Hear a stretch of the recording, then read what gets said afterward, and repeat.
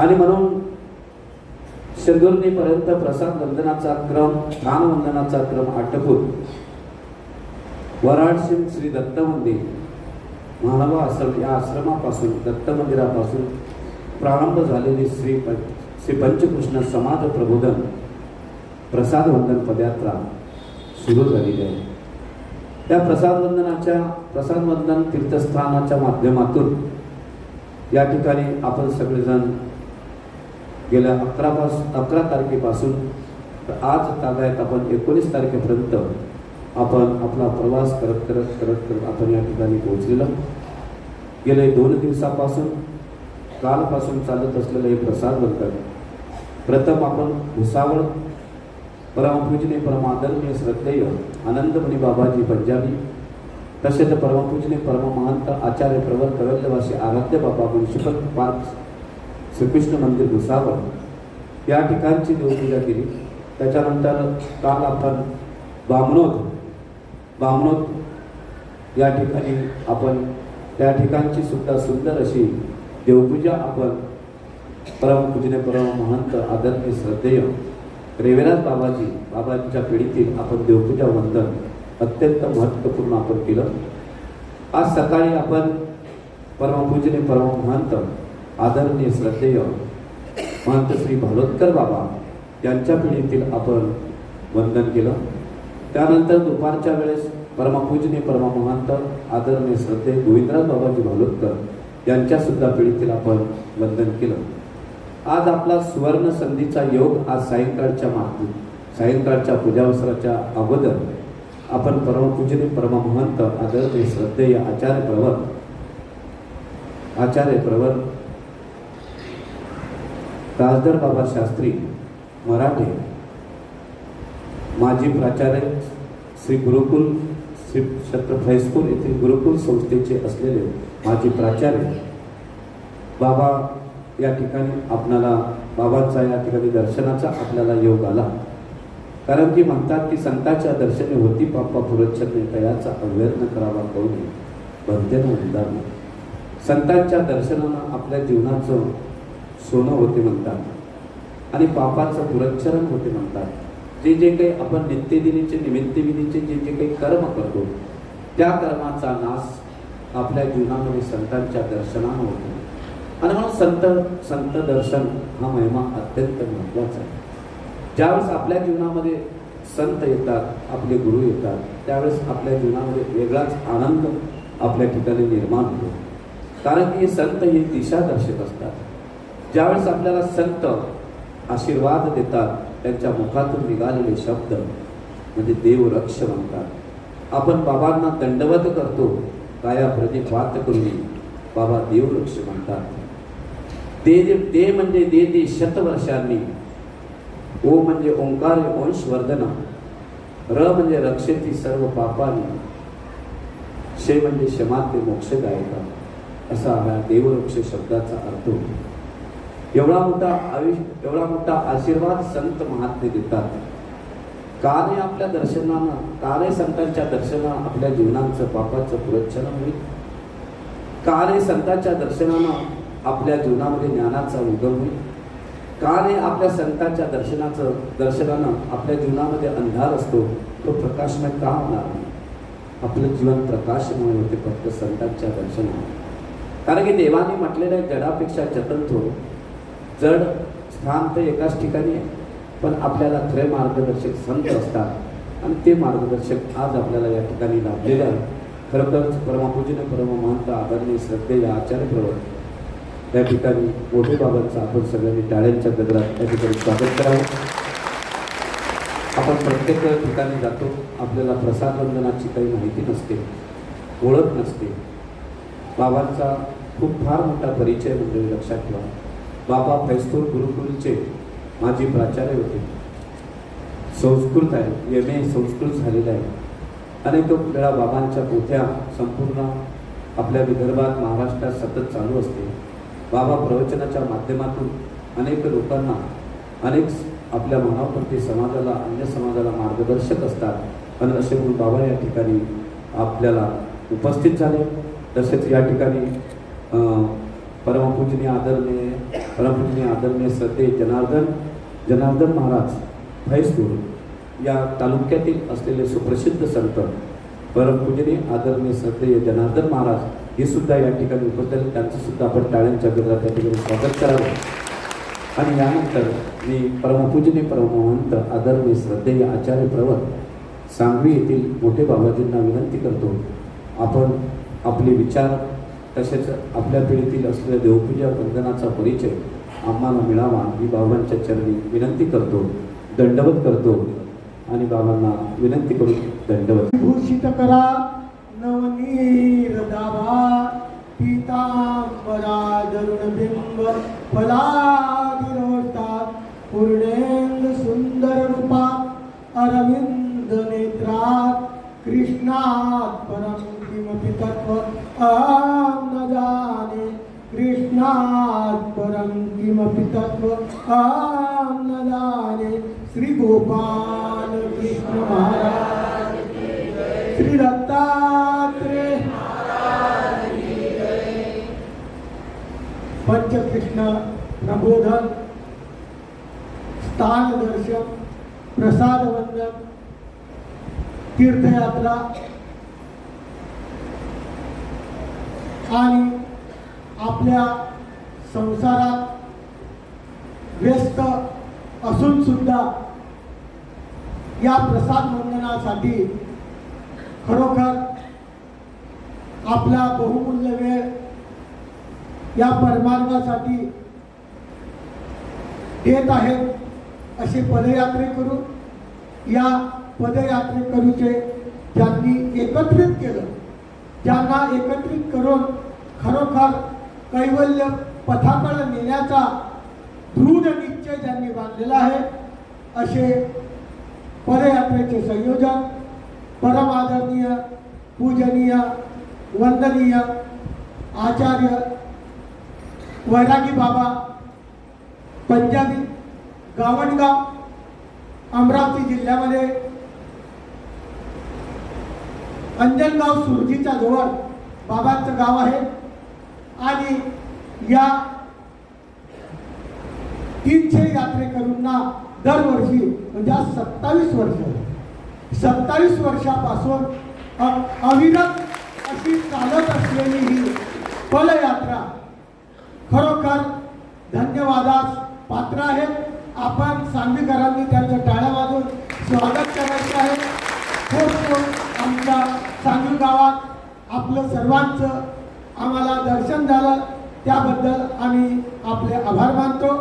माझ्या विचार जास्त लांबायचे नाही आहे, कारण हा खानदेश आहे आणि खानदेशमध्ये 8 वाजले की रात्र होत असते, विदर्भात 8 वाजले की दिवस सुरू होते.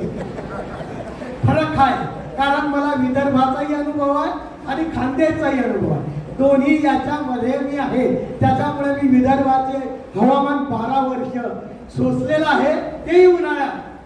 चिचोली या गावाला नागपूरच्या जवळ आहे. 12 वर्ष पूर्ण एप्रिल मे असं 1.5 महिना तिथं 12 वर्ष पूर्ती केलेली आहे. म्हणून तिकडचाही अनुभव आहे आणि खानदेशमध्ये राहतो, खानदेशचाही अनुभव आहे. त्या माध्यमातून या पदयात्रेबद्दल काही सांगू इच्छितो की पदयात्रा ही स्वामी चक्रहांपासून चालत आलेली नाही, तर 5 अवताराचा विचार केला. श्रीकृष्ण अवतार सोडून 5 अवताराचा विचार केला तर प्रत्येक अवताराने अवतार कार्यामध्ये पदयात्रेला खूप नितांत भर दिलेला आहे. आमचे चक्रपाणी अवतार जर विचार केला तर चक्रपाणी अवतार फलटणला आपल्या पत्नीवर नाराज झाले आणि एका पवल्यामध्ये सामील झाले पदयात्रेच्या माध्यमातून, आणि पदयात्रेच्या माध्यमातून सामील होऊन ते माहूर या गावाला आले आणि माहूर या गावाला जाऊन आमच्या दत्तात्रेय महाराजांपासून पर आणि अवर शक्ती स्वीकार केली. पदयात्रेचं एक अवतार कार्याची एक प्रत्येकाच्या अंतःकरणात असं दर्शवतं की जीवनामध्ये प्रत्येकाने पदयात्रा करायलाच पाहिजे. जो पदयात्रा करत नाही तो अभागी. त्यांनी परमेश्वराजवळ आपली दुःख भावायला पाहिजे. दुसरा अवतार जर घेतला तर राहुल गोविंद प्रभू बाबांनी जेव्हा आपल्या बालपणी रुद्रपूरला आले. उपाध्यायाकडे त्यांनी अभ्यास केला आणि त्यानंतर तेही पदयात्रेच्या माध्यमातून द्वारकेला गेले आणि द्वारकेला जाऊन चक्रपाणी अवतारापासून त्यांनी ज्ञान शक्ती स्वीकार केली. पायीच गेलेले आहे. पायी चालण्याचा प्रत्येक अवताराचा दृढ संकल्प आहे की प्रत्येकाने आपल्या जीवनात पायी चालायलाच पाहिजे. अवताराने जर चाललं तर आपण चालायलाच पाहिजे. तिसरा अवतार दत्तात्रय महाराज. दत्तात्रय महाराज तर आपल्याला माहितच आहे की त्यांची जे दररोजची परंपरा आहे, काशीला स्नान, कोल्हापूरला भिक्षा, पांचाळेश्वरला भोजन आणि माहूरला निद्रा. कोणत्या वाहनाने करतात आहे कुठे उल्लेख? पायीच करतात. परमेश्वर आहे पण कोणत्याही माध्यमातून असा दैनंदिन करणारा हा अवतार सुद्धा पदयात्रेलाच प्राधान्य देतो. आणि शेवटचा अवतार आमचा स्वामी चक्रधर. विचार करा, महाराष्ट्रात जेव्हा गुजरात मधून आला, गुजरात मधून आल्यानंतर महाराष्ट्राच्या बांद्रीला आला, काजळा देऊळवाडा या गावाला आल्यानंतर सर्वस्व त्यागून टाकलं. कोणताही राज्याचा अवलंब, कोणताही सेवकाचा आपला अंगलकपणा सर्व त्यांनी सोडून दिला आणि रात्रीमधून त्यांनी रुद्रपूर या गावाला पदयात्रेचं प्रयाण केलं. तर शेवटपर्यंत 3.5 वर्ष जवळजवळ या पदयात्रेच्या माध्यमातून स्वामी चक्रांनी आपल्याला आपल्या जीवनात हाच संदेश दिला की आपण कमीत कमी वर्षातून एकदा, कमीत कमी यांची 15 दिवस यात्रा असेल, आपल्याकडून होत नाही, पण 4 दिवस 5 दिवस आपण सुद्धा या पदयात्रेत सामील होऊन आपण स्वामींच्या अस्थिपरीवर आचरित व्हावं एवढंच सांगू इच्छितो. कारण प्रत्येकाच्या जीवनामध्ये कर्म हे अतिशय खराब आहे. प्रत्येकाने कर्म हे गहन जोडलेले आहे आणि या कर्माच्या माध्यमातून जर प्रत्येकाने विचार केला तर कर्म आपल्याला नासायचे आहे. या पदयात्रेच्या माध्यमातून स्वामींचा आचारही होतो, सेवाही होते, दास्यही होतं. कदाचित आमच्या लोकांना घाई झाली असेल, वाटलं खूप लांबवताय, पण आजची वेळ परत जीवनामध्ये उद्या येणार नाही बाबा. आज आपल्याला 10 वाजतील, 11 वाजतील, पण उद्या आपल्याला 9 वाजता 8 वाजता झोपावं लागेल. ही जी बहुमूल्य वेळ आहे, ही मंगल काळाची जी वेळ आहे, परत उद्या येणार नाही. म्हणून आपण सर्वांनी या वेळेकडे लक्ष द्यायचं. कारण एक छोटस स्वामी चक्रांचं चरित्र सांगणारा की आपले कर्म किती खराब आहे आणि हे कर्म या पदयात्रेच्या माध्यमातून नाचले जातात. स्वामींचा मुक्काम डोंगेग्रामला आहे आणि डोंगेग्रामला स्वामी बसलेले असताना स्वामींच्या जवळ भक्तिजन बसलेले आहेत आणि या भक्तिजन बसलेले असताना काय झालं की त्या नदीमध्ये एक बैल खुराने अडकलेला. त्याच्या खुरांमधून अशुद्ध रक्त निघत होतं. त्या दुःखामध्ये तो खूप व्याकुळ झालेला होता आणि त्या दुःखामध्ये व्याकुळ झाल्यानंतर त्या दुःखात इतकं दुःख होतं की आमच्या भक्तिजनांना त्या बैलाचं दुःख पाहल्या गेले. विचार करा, आपले कर्म सुद्धा असे मानवाच्या जन्मात आपण उड्या मारतोय. उद्या आपल्याला एक बैल होऊन अशा पूर्णवी जावंच लागेल. पदयात्रा करा, सेवा करा, दास्य करा, आपल्याला नक्कीच परमेश्वराच्या मुक्तीने याच्यासाठी लीळा सांगतो. आणि त्या बैलाच्या माध्यमातून ते बैल जेव्हा तिथं अटलेला आहे, भक्तिजनांनी स्वामी चक्रांना विनंती केली, बाबा तो बैल पुराने अडलेला आहे, त्याला मोकळं करू. स्वामींनी एक शब्दही पाहिलं सुद्धा नाही भक्तिजनांना. परत भक्तिजनांना त्या बैलाचं दुःख पाहवलं गेलं नाही. परत भक्तिजन म्हणतात, बाबा त्या बैलाचं दुःख मुक्त करू, खाडू का त्यांना? नामदेव आचार्य सुद्धा त्याच्यामध्ये. विचार करा, स्वामी त्याच्याकडे पाहतही नाही. एकदा नाही, दोनदा नाही, 3दा भक्तिजनांनी विचारलं. शेवटी भक्तिजनांच्या विनंतीला मान द्यावा. बरं, स्वामी म्हणतात, जा, तुमची इच्छा आहे ना तर तुम्ही खांदा. यांनी अनुमती दिली नाही, पण तुमची इच्छा असेल तर तुम्ही खांदा. चरित्र आहे, विचार करा. आणि मग भट्टोबात भक्तिजन गेले. भक्तिजनांनी बैल धरला, भट्टोबासाने ते खूर तोडलं त्याचं अशुद्ध रक्त निघून गेलं. तो बैल पूर्वावस्थेत झाला. स्वामींजवळ आले भक्तीच्या. स्वामी म्हणतात, अरे याचे कृतकर्म तुम्ही जाणा.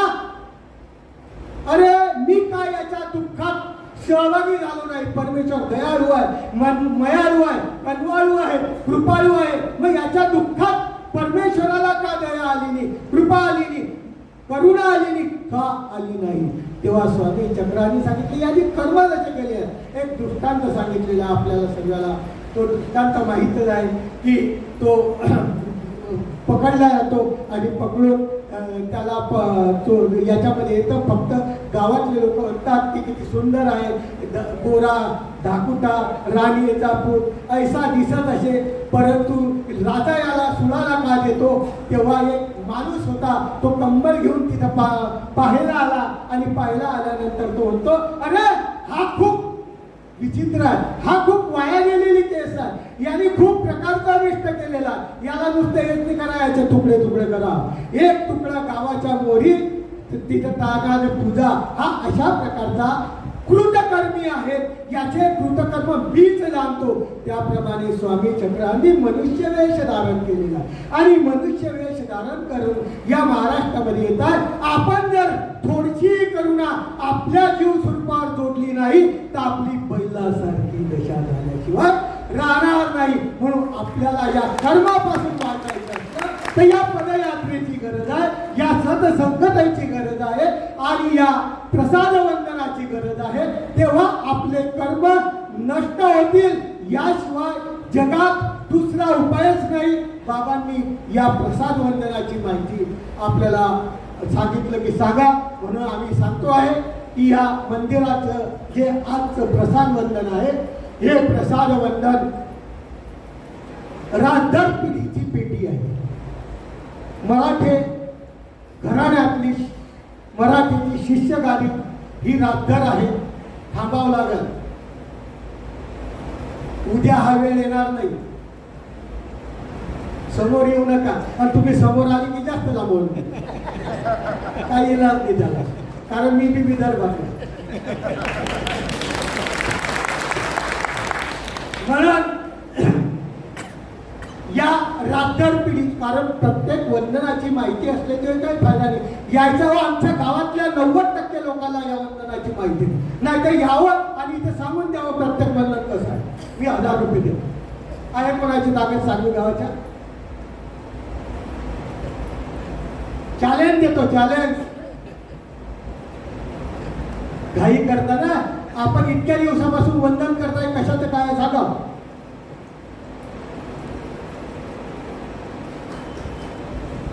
महत्वाचा विषय आहे. इतक्या लांबून हे वंदन करण्याला येतात. आमच्या स्वामींनी सांगितलेलं आहे की प्रत्येक वंदन करताना तो विशेष कुठला आहे त्याची माहिती असल्याशिवाय वंदनाचं गोमटच लागत नाही. गोविंद प्रभूचा विशेष आहे, चक्रधर स्वामीचं नाव घेऊन चालेल का हो? चक्रधर स्वामीचा विशेष आहे, श्रीकृष्ण महाराजाचं नाव घेऊन चालेल का हो? दत्तात्रय महाराजाचा विशेष आहे, गोविंद प्रभू बाबाचं नाव घेऊन चालेल का? नाही.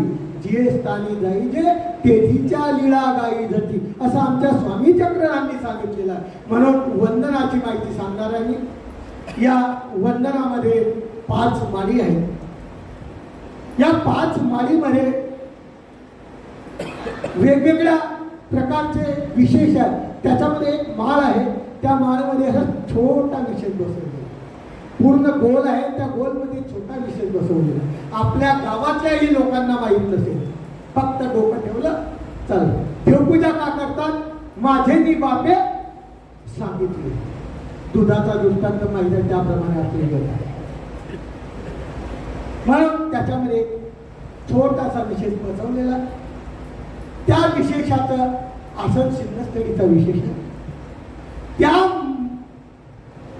5 माळीनंतर भोवऱ्या आहेत. 2 भोवऱ्या आहेत. भोवऱ्यांचे विशेष सुद्धा एकदम मानव पंथात नितळ म्हणतात. नितळ म्हणजे ज्याच्यामध्ये कोणताही आपला यमशीचा वापर केला नाही, किटण्याचा वापर केला नाही, अशा प्रकारचे 2 भोवऱ्या आहेत. नितळ अशी देवपूजा आहे. त्यानंतर कळशी आहेत, शिन्नस्थळीच्या आहेत. त्यानंतर पानं आहेत. एक रुद्धपूरच्या विशेषाचं पान आहे, एक श्री प्रभू बाबाच्या असून एक स्वामी चक्रांच्या विशेषाचं पान आहे. त्यानंतर खंबे आहेत, खांब आहे, खूप सुंदर आहे. या पिढीचे खांब अतिशय सुंदर आहे. या खांबामध्ये अशी वेलबुट्टी काढलेली आहे, प्रत्येक ठिकाणी वेगळा विशेष. या पिढीचं विशेषता आहे 4 खांब आहे, त्याला म्हणतात माळवा म्हणतात सूत खेळवलेलं. सूत खेळवलेला असा खंबे आहेत. त्या खंब्यामध्ये अनेक प्रकारचे विशेष त्याच्यामध्ये बसवले आणि त्या 4 खांबासोबत एक ओटा आहे. या पिढीचा ओटा आहे, त्याला चिंतामणी ओटा म्हणतात. तो ओटा जर आपण निरखून पाहिला तर त्या ओट्यामध्ये मध्यभागे भोगरामचा विशेष बसवलेला खूप पुरातन देवपूजा आहे. पता नाही कोणत्या पूर्वजांनी या राधर पिढीला दिलेली आहे, माहीत नाही, त्याचा इतिहास आमच्याकडे नाही. परंतु अशी असलेली ही देवपूजा आणि या देवपूजेला महत्वाचं वंदन आहे.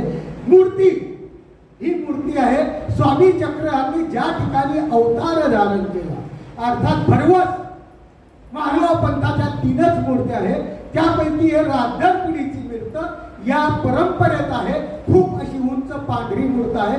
स्वामी चक्रांनी ज्या महालात वापर केला, वास केला, त्या महालात स्वामींच्या पदस्पर्शाने पावन झालेलं असलेला तो महाल, त्या महालामधल्या पाषाणाची असलेली मूर्ती खूप रेखीव आहे. अशी मूर्ती आपल्याला दुसरीकडं असेल, खिरडीलाही आता जाणार तुम्ही, खिरडीलाही मूर्ती आपल्याला नमस्काराला भेटेल. या मूर्तीमध्ये आणि त्या मूर्तीमध्ये आपण फोटो काढूया, किती फरक आहे. ही कोरीव कामाने खूप पूर्वजांनी केलेली मूर्त आहे. हे मानव पंथात राधर पिढीचं भूषण असलेली ही मूर्त आहे. अशा प्रकारचे वंदन आणि त्यासोबत प्रसाद वंदन. प्रसाद वंदनापैकी 5 जोड या राधर पिढीचे आहेत. त्याच्यामध्ये 1 नंबर लावलेला आहे. ज्यामध्ये 1 नंबरचा प्रसाद आहे तो वस्त्र प्रसाद आहे. 4 नंबर, बाकी 4 जे आहेत ते कर्दमाचे आहेत. त्याच्यापैकी 1 वस्त्र प्रसाद. त्यानंतर 8 प्रसाद जोड दत्त मंदिर नावाने लिहिलेले आहे. या दत्त मंदिर नावाने लिहिलेले प्रसाद हे गावात होते. गावातल्या लोकांनी या मंदिराला अर्पण केले आणि सर्वांना नमस्कारावं या हेतूने ते या मंदिरात आले. मला वाटतं 86 सालापासून, तेव्हापासून हे 8 जोड या ठिकाणी आले आणि त्याच्यामध्ये जवळजवळ 3 का 4 वस्त्र प्रसाद आहेत, बाकीचे कर्दम आहेत आणि बाकीचे जोड आहेत ते आमचे खाजगी आहेत. असे मिळून जवळजवळ 18 जोड आपण नमस्कार केलेले आहेत. आज या मंदिरात आपण 18 जोड वंदन केलेले आहेत. अशी ही या मंदिराच्या वंदनाची विशेषता आहे. आणि या मंदिरचं सर्वात असलेलं श्रद्धास्थान, सर्वात असलेलं अशा प्रकारचं सर्व गावाचं श्रद्धास्थान असलेला दत्तात्रय महाराज बाबांचा विशेष, हा विशेष या गावाचं श्रद्धास्थान आहे. ज्या ज्याला अडचण येते, ज्याला ज्याला संकट येतं तो त्या या विड्याला, या दत्तात्रय महाराजाजवळ विशेषाजवळ येतो, विडा वाहतो आणि आपली मनोकामना जर आपण चांगल्या मनाने ठेवला तर पूर्ण नक्कीच करतो. ही या मंदिराची परंपरा आहे असा विशेष. त्यानंतर 2 बाजूनी 2 मूर्ती आहेत. दोन्ही शिंदस्थळीच्या मूर्ती आहेत. एक दत्तात्रयाचा विशेष आहे छोटा आणि एक वीट पाहिली आपण, मोठी वीट आहे. ती वीट गोविंद प्रभू बाबाच्या चरण स्पर्शाने रुद्धपूर इथली सुतक विहीर, आपल्याला विदर्भात राहतात, आपल्याला सर्वांना माहित आहे की गोविंद प्रभू बाबा जेव्हा जेव्हा गावात कोणाची सुसर्शेला जायचे तेव्हा अंत्यविधी झाल्यानंतर ज्या विहिरीमध्ये आंघोळ करायचे त्या विहिरीच्या गोविंद प्रभू बाबाच्या चरण स्पर्शाने पवित्र झालेली ती वीट म्हणजे गोविंद प्रभू बाबाची ती वीट आहे. 2 जे विशेष आहे खाली होते ते कीटक काढून त्याच्यामध्ये पूर्वजांनी काय विशेष आता चुरा टाकून केलेले आहे. असं या सांगवी गावाच्या वंदनेचा विशेष आहे. म्हणून सर्वांना आपल्याला हे करतो की आपण सर्वांनी या पदयात्रेच्या माध्यमातून प्रत्येक गावाला प्रत्येक विशेषता आहे. त्यांनी सांगितले आपण सुद्धा वंदन करताना प्रत्येक, आम्ही या शाळेला जातो वंदन करतो पण आम्हाला इतकी घाई असते 10 ठिकाणची देवपूजा एका गावात. त्या 10 ठिकाणला कुत्र्यासारखे करतो. एकच ठिकाणची करा पण ते विधियुक्त करा. त्या विशेषाची माहिती करून जर तुम्ही पूजा केली तर तुमचं नक्की चरितत्व पूर्ण झाल्याशिवाय राहणार नाही. हेच पदयात्रा शिकवते. याच्या पलीकडे पाहिजे पदयात्रा आपल्याला जीवनामध्ये हेच शिकवते. प्रत्येकाच्या जीवनामध्ये हेच आहे. आणि या पदयात्रेच्या माध्यमातून शिका. आपण सुद्धा पदयात्रेला जाण्याचं शिका. कदाचित आपल्या शरीराची साथ देत नाही पण तुम्ही आमच्या देवानी सांगितलं की तुम्ही बाहेर तर निघा हो. करता करिता पुरुष प्रयत्नी दैवाचे सहाय्य. देव सहाय्य करेल पण प्रयत्न करणं गरजेचं आहे. आणि प्रयत्न करत असताना आपण या पदयात्रेत कमीत कमी या गावाला सामील झालो. काही हरकत नाही. या गावाला सामील झालो त्यांच्या लिस्टमध्ये आपण या गावापर्यंत आलो. उद्या आपण आपल्या घरी जाणार ते इथून दुसरीकडे जाणार. अशा माध्यमातून ही चालत असलेली पदयात्रा याच्या माध्यमातून प्रत्येकाच्या अंतःकरणात प्रकाश टाकतात. माहीम भट्टासारखा प्रकाश. बरेच लोक म्हणतात आम्हाला का सांगितलं पदयात्रा आली आम्हाला माहीतच नव्हतं. अहो डिसेंबर महिन्यातच सर्वांना सांगितलं होतं. आणि हे काही कोणाचं लगन नाही. एखाद्या मंदिरच्या संचालकाचं लगन नाही का गावातल्या माणसाचं लगन नाही की तुमच्या घरी जावं या हळदीला या नाही. हे सर्वांचा कार्यक्रम आहे. व सर्वांनी आपल्या अंतःकरणात माहीम भट्टाचा विचार करायचा. दुसऱ्या माहीम भट्ट जेव्हा रुद्रपूरला गेल्यानंतर मातांगाने दाखवलं की हे श्री प्रभू बाबा जात आहेत. त्यांनी काय केलं माहित आहे? त्या मातांगाच्या पायाची धूळ कपाळाला लावली. असा असलेला माहीम भट्ट ज्यांनी इतका मोठा आचार केला आणि आपल्या आचार करून जीवनामध्ये प्रगती केली. आपला पैसा पैसा पैसा हा पैसा एका दिवशी इथंच राहणार आहे. आपल्याला फक्त मातीत जावं लागणार आहे. आपल्या जीवनाचं जर भलं करायचं असलं ते या पदयात्रेच्या माध्यमातून सर्वांनी शिकाव. पैसा प्रत्येकाजवळ आहे परंतु धर्मकार्याला नाही. प्रत्येकाने पैशाचा विचार करायचा नाही.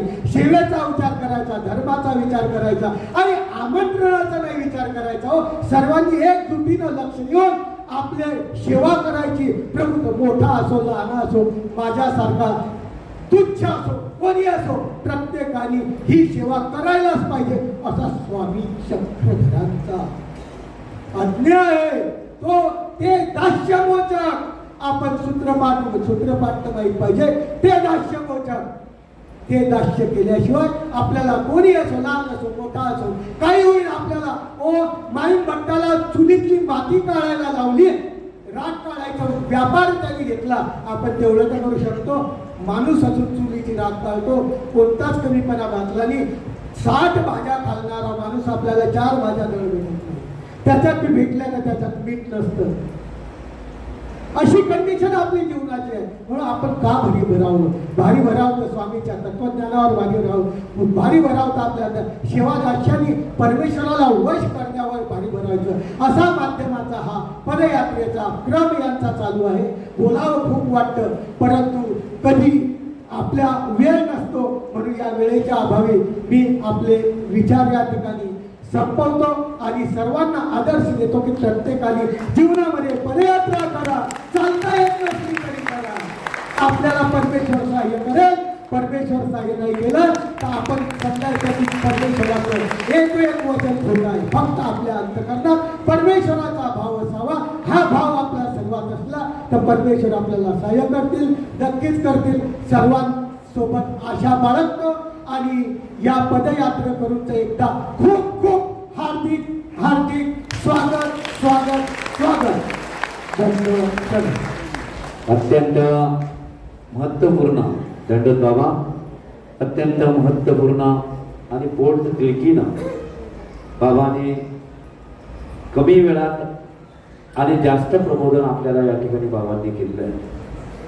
बाबांनी हे सुद्धा सांगितलं की आपल्या जीवनात एक तरी पदयात्रा अनुभवावी. आपण एक तरी पदयात्रा अनुभवल्या गेली पाहिजे. पदयात्रेमुळे आपल्या जीवनात काय काय फायदे होतात.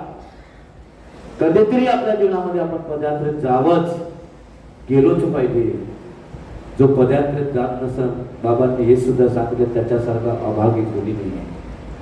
आणि म्हणून खरोखरच आपण पदयात्रेत गेलो पाहिजे हे सुद्धा बाबांनी आपल्याला सांगितलं. अनेक लीळांचं दर्शन देऊन बाबांनी आपल्यासमोर विचार या ठिकाणी व्यक्त केले. उभा ठाकलाचे पुढे कोणतेही काम सिद्धी नेण्यासाठी परमेश्वर तयार असतात हे सुद्धा बाबांनी सांगितलं. फक्त आपलं मन असलं पाहिजे पदयात्रेत जाण्याकरता. ज्या ज्या वेळेस पदयात्रेत आपण चालतो त्या त्यावेळेस काटे रुततात, गोटे रुततात. आपण म्हणतो नाही मला त्रास होत आहे, पण आपण देवाला हीच प्रार्थना करावं लागतो, ऋतू द्या ना काटे, ऋतू द्या ना गोटे, होऊ द्या ना, ऋतू द्या. ते रुतण्याचं काम ते करतात, आपण चालण्याचं काम करतो. लक्षात ठेवा. अशीच आमची बाबा पदयात्रा गेल्या 9 दिवसापासून आमचा प्रवास हा सतत आपल्या शुभचिंतनानं आपल्यापर्यंत येऊन पोचलो. आपले मार्गदर्शक पाहून आपण आम्हाला फार मोठं मार्गदर्शन केलं, त्याबद्दल आम्ही सर्व मंडळी आपण या ठिकाणी भारावून गेलो. आपल्या राजधर पिढीतील असलेली ही देवपूजा, या देवपूजा वंदनेचा आपण परिचय दिला, चांगल्या पद्धतीने परिचय करून दिला. बाबांनी हे सुद्धा सांगितलं, आषाढी एकादशीला येतात जसे काही म्हणजे काही मागं लागलं यांच्या, उतरतात बडबड बडबड आणि हात सोडे करतात, लगेच देव करतात, निघतात. अरे सांगण्याचं तात्पर्य त्याची माहिती सुद्धा आपल्याला मिळत नाही. आपण तसेच एखाद्या वाऱ्यासारखे फिरत राहतो. पदयात्रा तशी आपल्या जीवनामध्ये आहे की आपण त्या ठिकाणी जाऊन एक रात्र वास्तव्य करून त्या ठिकाणी त्या पिढीतील वंदन जे असते त्या वंदनाची माहिती घेऊ शकतो.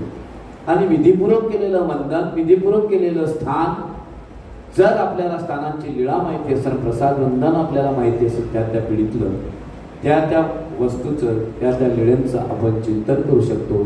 हेच खरं आपल्या जीवनातील असलेले हे नामस्मरण आहे. बाबांनी अत्यंत महत्त्वपूर्ण विषयावर बाबा आपल्याशी बोलून गेले. खरोखरच बाबा आपले या ठिकाणी मी अमरावती जिल्हा ग्रामीण महानुभाव मंडळाच्या वतीने आणि श्री पंचकृष्ण समाज प्रबोधन पदयात्रेच्या वतीने बाबा आपले आभार मानतो. आताच बाबांनी जे आपलं बिना प्रबोधन नाही भोजन, आमचं हे ब्रीद वाक्य काहीतरी थोडके मोडके सांगायचं आणि सायंकाळचं सत्र आमचं संपायचं. बाबांनी थोडक्यात नसून चांगलं विस्तृत भाषेत चांगल्या पद्धतीनं आणि आवेशानं बोट तिळकीनं तुम्ही काय करू नये आणि काय करावं हे बाबांनी आपल्याला सांगितलं. आणि म्हणून सांगितल्याबद्दल बाबांचे या ठिकाणी मी आभार मानतो. आणि याच ठिकाणी आत्ताच सायंकाळचं जे आपलं प्रबोधन आहे या ठिकाणी संपलं असे मी या ठिकाणी जाहीर करतो. सर्व पदयात्रेकरू वासनिक बंधू भगिनींना भोजनाची व्यवस्था बाहेर केलेली आहे. जे तपस्वी साधू आणि तपस्विनी आहेत त्यांची व्यवस्था याच ठिकाणी आहे, म्हणून आपण भोजनासाठी बाहेर जायचं. दोन्ही जागी वर्गाला एकदाच भोजन मिळेल. आहे दोन्ही वर्गाला एकदा भोजन मिळेल. पट्ट्या टाकलेल्या